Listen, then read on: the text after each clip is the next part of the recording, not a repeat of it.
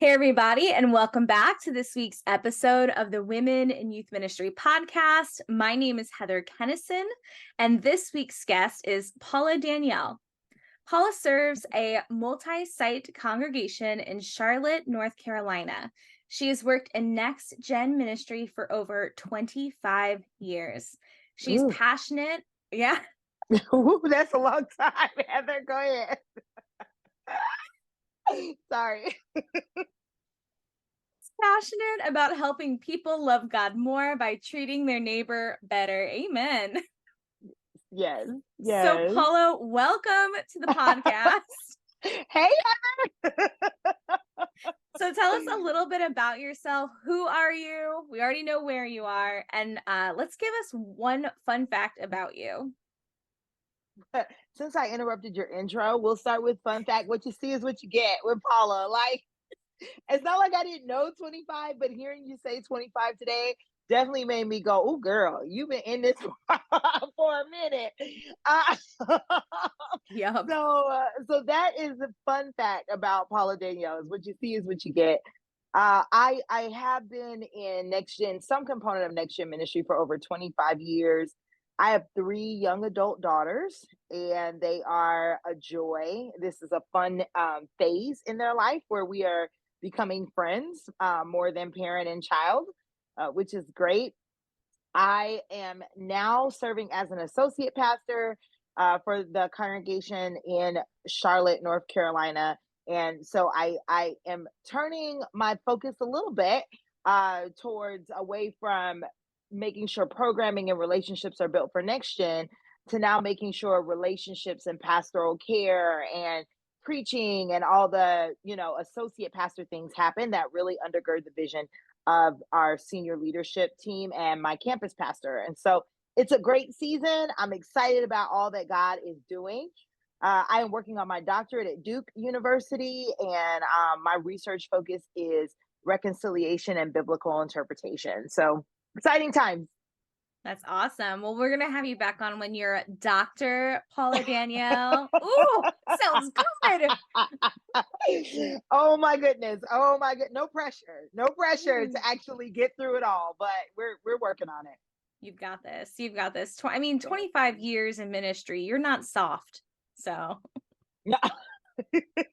Well, it's so funny you use that adjective, because I think that's one of the things we have to work on in ministry is staying soft and staying open. Ministry is not static; it is forever changing, and we are forever changing. The context we're in is forever changing, and so staying soft to what God is doing, I think, is one of the things that keeps us going. But yeah, oh, already. I'm not new. I'm not wet behind the ears. Let's put it that way. Yeah, for sure. But trying to keep a soft heart is an ongoing thing. For sure. Yeah, no, I've been in ministry for 13 years, and in year 3 or 4, I mean, I was still really young. I remember my boss saying to me, like, you've got to be a little bit more laid back. Like, you have to be a little bit more go with the flow. Not everything's going to go the way that you want it. And I was like, why not? Right. Right. Why can't Ministry it? is so easy. Ministry is so easy, except for, this thing called people that we work with. And, and so everybody has an opinion, and things, do not always go the way we want, for sure. Yeah.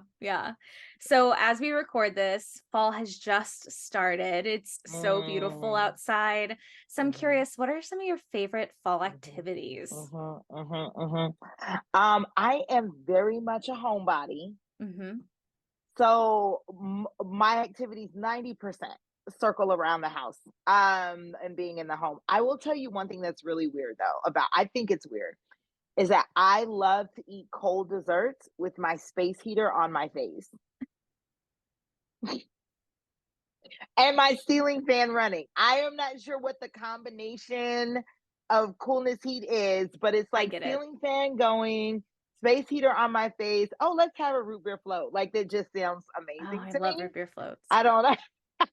So freaking good. As soon as it gets cold enough outside for that space heater to go next to my bed, I do. I actually thought about yesterday, am I supposed to be doing that? Like, I don't know if there's like radiation going into, I don't know. And so I said I was going to look it up, but We'll see. We're all gonna die from something. At least you're gonna die happy. Root beer floats and space heaters. What can you say? I get it. I mean, this time of year, I love putting on my seat warmers in my car, but like also rolling the windows down. So it's like I get the Yes. fall breeze, but the warm Perfect. seats. That's it. That's it. That's the combo. Yes, ma'am. It's nice. It's so nice. Yeah. This time of year, I also have a tradition. I watch all the Scream movies. So a question Okay. for you is, are you into spooky fall or non-spooky No. fall? No, not spooky fall at all. At all. I barely do. I really don't do like horror and scary movies. I barely do suspense movies. Barely. Like I'm a lightweight, like obsessed with Beyonce, what is about the depths of I could take. Bone Collector cured me with Denzel Washington. That's an old movie. That cured for like years. I would not watch a suspense. So no, no ma'am, no ma'am, no ma'am. I also grew up in like holiness and charismatic sectors. I grew up in that time period. Yeah. And so my kids actually text me the other day. One of my daughters that's away at college, and she said I had to tell my roommate there are no ghosts in the living room because we don't play with the devil. She got to put him in a room. So Yep. I know you got a wide audience, but that's just Yep. kind of where my background is. Yeah. So for me, I'm obviously white, but I grew up in a predominantly Black church, Okay. and how things were at home, but how my friends were totally different, because like I was really into like watching I mean, my mom loved Stephen King, so like I started reading those books early. I loved like the witchcraft shows. Please don't judge me, Paula. No judgment. No judgment. No judgment. I loved Charmed and Buffy and Sabrina, Okay. right? Yeah. But then I would talk about it at church, and they were like, "Oh no, we're going to the hell house." Remember that. I remember that. Yes. Oh my gosh. The things the church has done to like scare people into quote unquote following Jesus.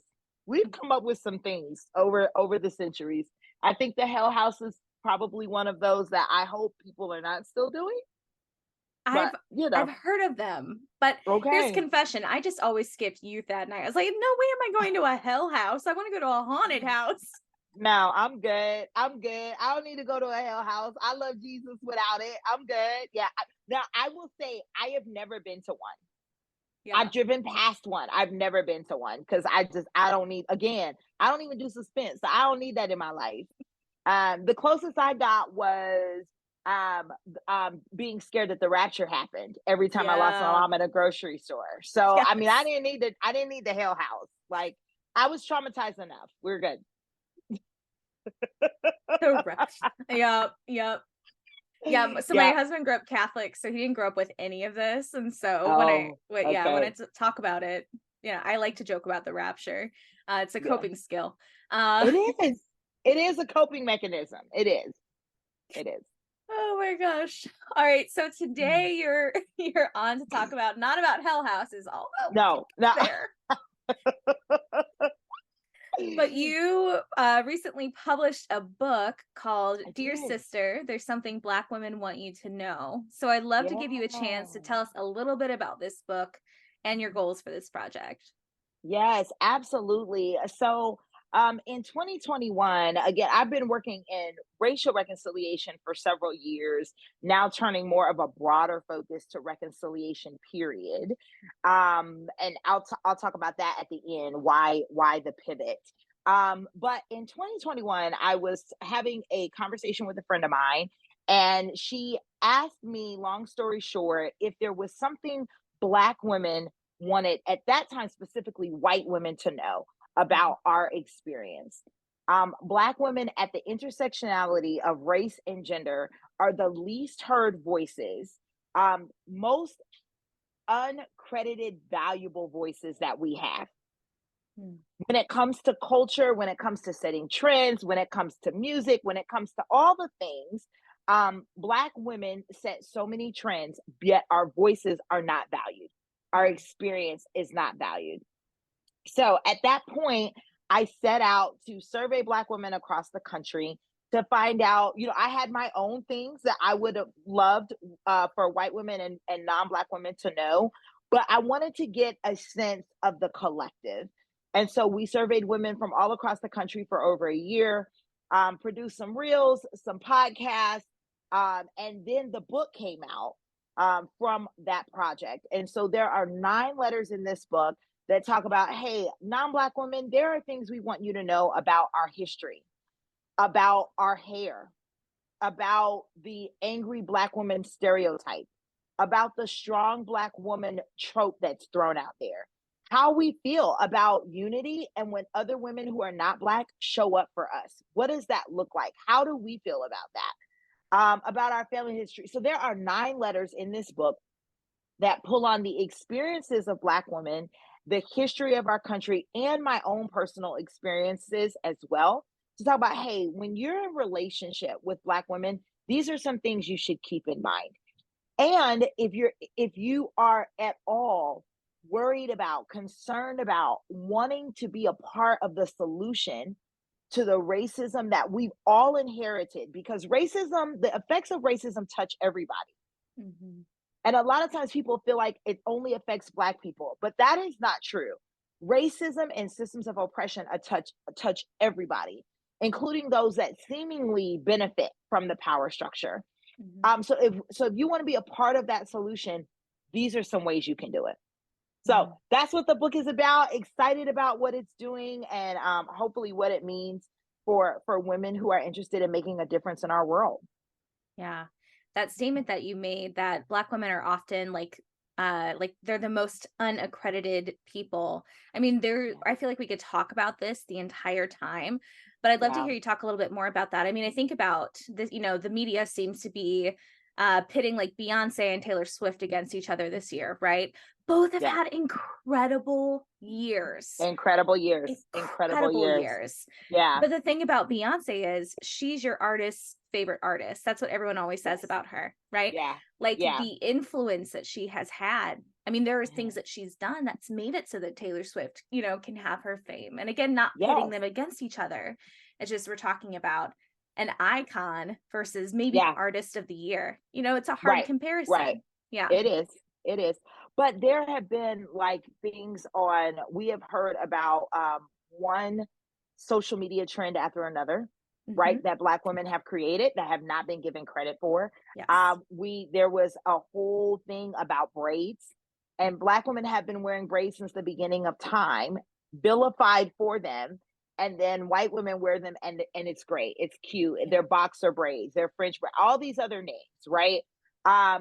Things when it so it just throughout history, how we wear our clothes, right? Clothing attire. Black people as a whole, when it comes to music, there's been a thing recently about Black people getting the credit that they're due for rock and roll and for country music. Doesn't happen, and so that is one of the things. We are valued for what we contribute to culture, but not credited for it. And so that's part of the work. Yeah. Gosh, there's so much we could say about that. But so you had a conference for Black and non-Black women to gather together, also called Dear Sister. Tell us a little bit about this gathering and maybe some of the most meaningful moments that happened at this gathering. Yeah. So the first event, we've had 5 now. But the first event was in Charlotte in 2022. What year are we in? 2023. It was this year. Woo! And I know this year is like gone with the coming out of the book and the doctorate and all the things. It's gone by so fast, and sometimes I have to think back. But in March, it was phenomenal. We had an event in Charlotte with women gathered, both Black, white, Asian women, Latina women, well, Latinas were there. And there were so many memorable moments, but one of the things we hoped for was for conversation and relationships to happen. And so we spent the first part of the morning making sure we led the groundwork for that. And then at lunch, when myself and the other speakers were in the green room, and I walked out and saw women who did not know each other, who were of different races and different ethnicities talking, I said, okay, we've met the goal for today. Mm. Because everything starts with a conversation. Now, historically, we've stopped short after the conversation. But I still contend that everything starts with a conversation. Everything starts with knowing someone with a different experience with you, and then carries forward to actually caring about how they experience the world and what is going on in the world. So that was one of the greatest takeaways, was seeing these connections. I can't even call them relationships then, because relationship takes more than that. And I don't want to cheapen the word, Mm-hmm. but these connections happen in that place. Women who were not Black, who maybe had been a part of these conversations and left feeling discouraged before, left feeling empowered and encouraged that they could actually take the next step, and Black women who have been part of these conversations and have felt frustrated because they weren't represented well, actually feeling like, hey, like someone does get me and they're willing to voice it, even at the risk of whatever they might be putting to the side. They're willing to voice my experience. So that those were other great things. I think it's really hard drawing a balance between those who need to hear from whatever place in life they're coming from, and those that really need to be heard, because those are Mm. two different postures, and bringing them all in one room was a big deal for us. Wow. Wow. Yeah. That tension between those who need to Yes. listen, those who need to be heard. Wow. That's it. That's it. So what are some of the things that Black women want non-Black women to know? That's the question that you Yeah. pose. What Yeah. conversations do Black and non-Black women need to have together? I will tell you, the one thing that came up in our survey results more than any other thing, 40% of survey respondents made a comment about our hair, Hmm. about Black women and our hair. 40% had some comment about what they wanted non-Black women to know about how we wear our hair, how we think Hmm. about our hair, how we style our hair. And 70% of those respondents said, do not touch my hair. Hmm. Even in 2023, with everything we have access to, it still came up over and over and over again. We need non-Black women to know, you can appreciate my hair. Please tell me, hey, I like your hair. Hey, that's cute. But whatever you do not touch our hair. So that Yeah. was a resounding response from the surveys. I don't know. Have you come into contact with other Black women who have expressed that? Oh yeah, I mean, I like smirked because I immediately thought of Austin Channing Brown. That's the opening story in her Yes, book is yes, "Do Not Touch My yes, Hair," and I got really yes. mad because I read that with a group of staff members, and then found Okay. out that there was a staff member who touched a Black woman's hair, and I was pissed because I Yeah. was like, what? This is like Do not do literally, it. we all read this Do together. This not is do it. literally stage one, and you couldn't even Stage do one. stage one. Stage one. Do not touch our hair. Stage one. Step one. There is an othering effect that happens when our hair is touched. There's a level of disrespect and entitlement that comes across. I mean, as kids, I talk about it in the book, as kids, we learn to keep our hands to ourselves. Mhm. And then somewhere in that sentence, it is translated, but you can touch a Black woman's hair. And it's Mhm. just confusing to how does that get lost? So take that with you through life. Keep your hands to yourself. Don't touch don't touch her hair. Yeah, Yeah. that came out over and over and over again. Um on almost a different side was like the need to express the value and appreciation in difference does not have to mean division. Mhm. Difference does not have to mean division. We are all different inherently from one another. God created us to have different personalities, different attributes, different gifts and talents and passions. But it seems like nowhere else do we use those differences as a dividing point as when it comes to race, Mm. instead of appreciating it across the table, right? we should value each other's differences and acknowledge them and let them be without them becoming a divisive factor. And so in order to be unified, being unified with each other is an expression of appreciation, not an expression of assimilation. Mm. And that's really important to know, that when we are unified together, and we have to be unified um in this work of reconciling neighbor to neighbor, that we can appreciate each other without expecting each other to assimilate. And assimilation is really dangerous, because that comes down to erasure. And I don't want to erase who you are any more than I want to be erased for what I contribute to the world and God's kingdom here on earth. So Mm-hmm. aspects of appreciation versus assimilation are really important when it comes to unity. And let me just say, parenthetically, it is critical that women are unified for whatever happens next. Mm-hmm. Whatever happens currently and whatever happens next is often happening on the invisible actions of women. Mm. And I say that because women as a whole don't get the credit we deserve for anything momentous that has happened in our country, in our country's history. We don't get the credit, but in the same line with not getting the credit, we also don't have to take the blame. Mm-hmm.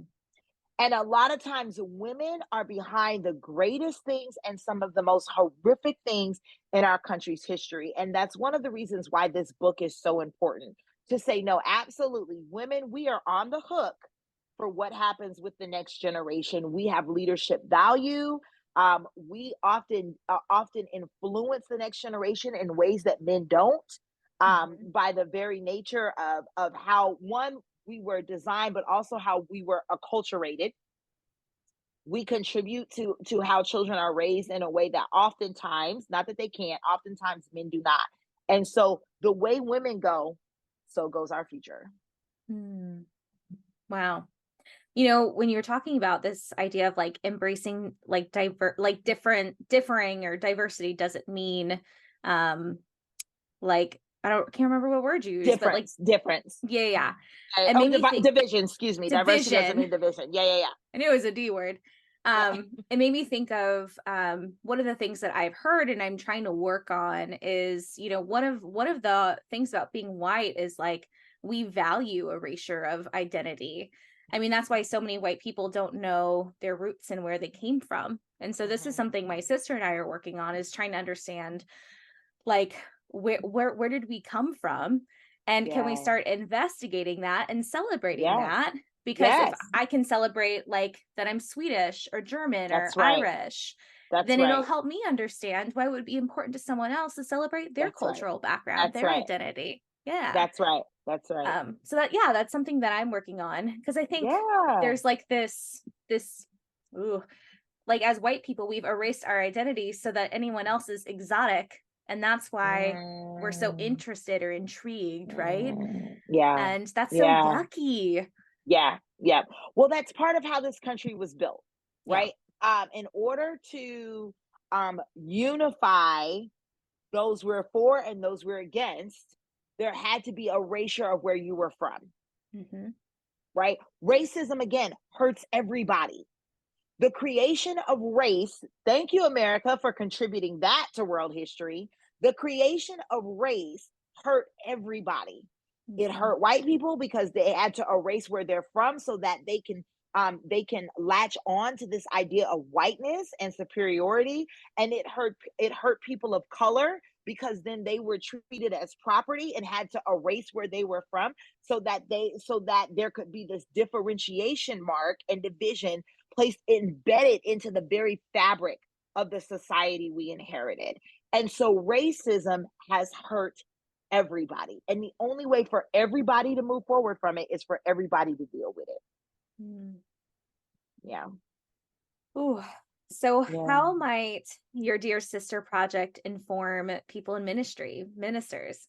How Mhm, can mhm. Black and non-Black women in ministry come together? What conversations would you hope that they would have about the church? Yeah. So the principles in Dear Sister, I think one of the reasons why I am no longer solely focusing on racial reconciliation is because the principles in Dear Sister deal with posture. Hmm. It deals with how we listen, which is my brand. Listen, LIS apostrophe N. It deals with how we listen. It deals with how we view other people. It deals with how we appreciate other people. In reconciliation work, there will always be another ism. There will always be another racism, sexism, ableism, classism. There will always be another ism. And so, really, if we are going to unify across race, if we are going to unify across age, if we're going to unify across roles, across class, then it's a posture of reconciliation that we have to take. It's really what Paul talks about, the ministry of reconciliation, that loves God so much that we won't discount the God in others. And that's where women in youth ministry, women in leadership, period, really come alongside, right? We can say it's about black and white, but it's really not. The willingness to erase somebody else is a posture issue within oneself. And if we'll do it in one area, we'll do it in another. It just depends on where we have the upper hand. And because we're women in youth ministry, we very rarely have the upper hand. Triggering. Have the upper hand. And so we know what erasure feels like. Yeah. Erasure is when you go and tell a male associate something that needs to happen for your ministries to work together, and they don't hear you until another male associate comes and walks alongside you and says the same thing. Yeah. That's erasure. But let me flip the script. How often do we do that on the counter side? How often do we hear a man in ministry suggest something and we brush it off, maybe because we're hurt or we're bitter, or because that person has been disrespectful to us previously? Not to discount the respect, but the truth is the truth, no matter who tells it, right? And so a lot of times we can disregard things that will be helpful to our longevity and to our success, because we don't like where it's coming from. Women have a distinct way of holding on to grudges. And grudges will make you burn out.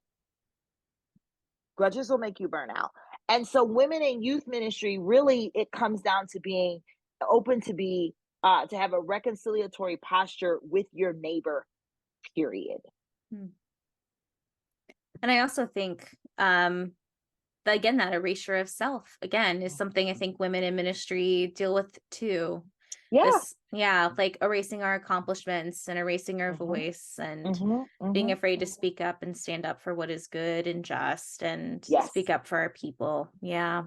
Yeah, we have to be willing to own our voice, and to stand up for what is right, for ourselves. We have to be willing to know who we are, and not be willing to discount that for the comfort of the room.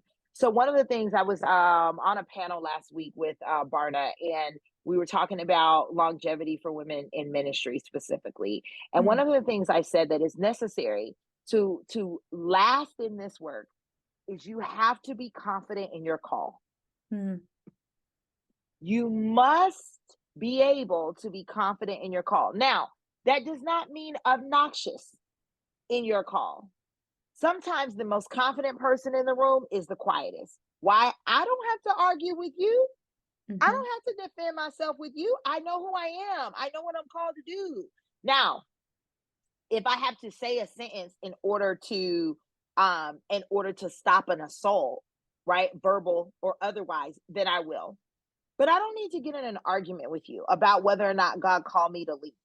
I know that God has called me to lead. I have done the theological and academic work that is necessary to understand that, right? Study to show yourself approved, a workman that needeth not be ashamed, or a workwoman in this case that needeth not be ashamed, rightly dividing the word of truth. That is part of being confident in your call. When you're not confident in your call, then everybody else can tell you who you are. Absolutely. And so part of being a woman in ministry is being confident in your call. When you are confident in your call, then it's easier to love other people who may want to negate that. Hmm. Because I'm confident, I don't have to be defensive. Doesn't make them right. It doesn't make them right. It makes my posture different. I can love you. I can love you up close. I can love you from afar. And I can hope that you can change. Because as women in ministry and as people in ministry, we are in the business of believing people can change. Part of that, it starts with yourself. Absolutely. Yeah. I think it's amazing and ironic that you said that understanding your call is important to longevity in ministry, because I'm about to shameless plug here while we're Yeah. on this word call. Okay. So we have our 3rd annual Women in Youth Ministry Conference coming up next year. Nice. And we have themed it called because I know, Wow. because this is the thing we hear. I mean, almost every single podcast guest comes on and says, women, remember that you're called. And I think that there's a reason that we repeat that over and over and over again. It's because we need to hear that, right? Yeah. And yes, having that security, obviously from the academia side of things, the theological side of things, but then also that personal confidence. There's so many things that tear that down. So I think that's why that work of understanding your call is so important. So yeah, that's great. That was a very good plug. That's great. That's great. Thank you. I didn't practice or anything. I didn't know. It came up. It's necessary. It's critical. So is there anything else that you want to say about the Dear Sister project or anything else that you're working on? Yeah, no, I'm just really excited about how God is using this to bring women together. I think there's enough forces that fight against us. That race does not need to be one of them. Race does not need to be one of them. So I'm excited about it. Beautifully said. So our question that we always end the podcast with is, we are the Women in Youth Ministry podcast. Well, we have all genders listening. We're a podcast for women. So what would you like to say to the women in ministry who are listening? Might be a word of encouragement. It could be something you've been thinking about, unrelated or related to your topic. The world is your sister. Yeah, I think one thing I want the women to know, one thing I want you to know, women, is your call is not your job. Your call is your overall purpose to further establish God's kingdom here on earth. And that might change from season to season. Your call does not change. So how has God uniquely gifted you in this season to further his work of loving people here on earth, and then go after that with bold tenacity? That goes back to that being soft, right? Being soft to God's will and mission. That's great. Yeah. Yep. Well, where can people find you and your work online? Yes. My mother blessed me with a very unique spelling to Danielle. So I am Paula_Dannielle. That is 2 N's and 2 L's on all platforms. And my website is pauladannielle.com. And so you can Google Paula Dannielle. If you put 2 N's, 2 L's, there she's going to be. So I was really blessed with that. But yeah, Paula Dannielle on all platforms, Paula_Dannielle. 2 N's, 2 L's. And we'll definitely have that linked in the show notes as well for people. Thank you. So, Paula, it was so great to have you on. It's a pleasure to get to know you. Thank you, Heather, for having me. Thank you for having me. So glad to be here. Awesome. Thanks, everybody, for listening, and we will see you all real soon.